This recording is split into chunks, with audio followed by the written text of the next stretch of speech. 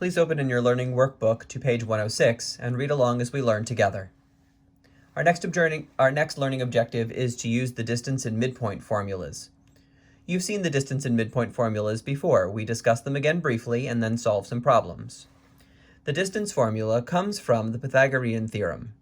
If 2 points in a plane, labeled x1, y1, and x2, y2, are used to create a right triangle, see the diagram, then by the Pythagorean Theorem, x2 minus x1 in parentheses squared plus y2 minus y1 in parentheses squared equals d squared. Let's take a close look at this diagram and see why that's true. Here's our point x1, y1. Here's our other point x2, y2. If we were to construct a right triangle using those 2 points, we would take a line and move it to the right from here and down from here until they intersect at a right angle.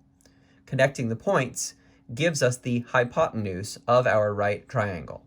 The familiar a squared plus b squared equals c squared can be used to find the relationship among the lengths of these 3 line segments. Let's talk about each one at a time. First of all, the A. A is the horizontal distance along this line segment.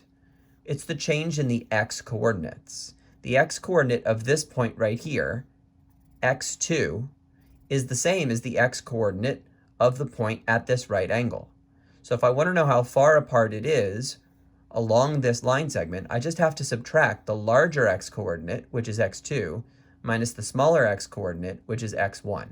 This distance is x2 minus x1. Similarly, comparing y-coordinates, this line segment has a height that is the higher y-coordinate, y2, minus the lower y-coordinate, y1. In other words, the B part of our right triangle is the length y2 minus y1. And then the C part of our right triangle is being measured with the letter D here because we're measuring D for distance. So a squared plus b squared equals c squared. Putting it into our formula, a squared plus b squared equals c squared. Said another way, x2 minus x1 in parentheses squared plus y2 minus y1 in parentheses squared equals d squared. Now, we're trying to come up with a formula for distance, which means we don't want d squared, we just want d.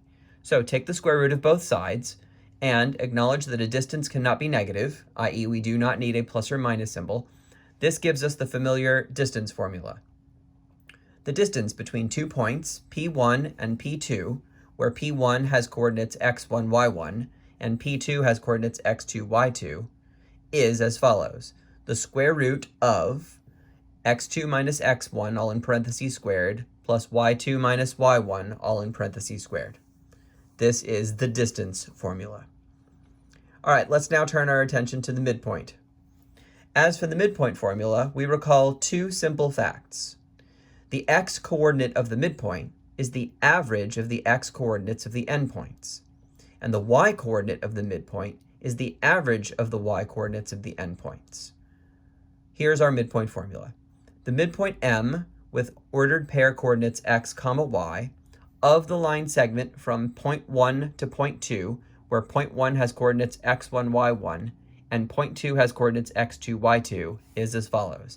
The midpoint is x, y, which equals average of the x's, average of the y's. x1 plus x2 all divided by 2 for the x-coordinate, y1 plus y2 all divided by 2 for the y-coordinate.